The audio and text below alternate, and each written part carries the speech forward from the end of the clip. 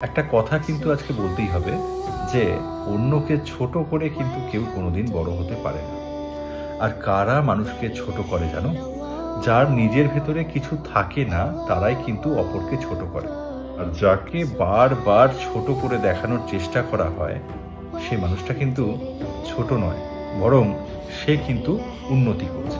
তাই যখন কেউ তোমাকে ছোট করবে তখন চিৎকার করে বা তাকে অন্যভাবে বদলা নিয়ে নয়, বরং নিজেকে উন্নত করে সেই মানুষটাকে তার মুখ বন্ধ করার চেষ্টা করো।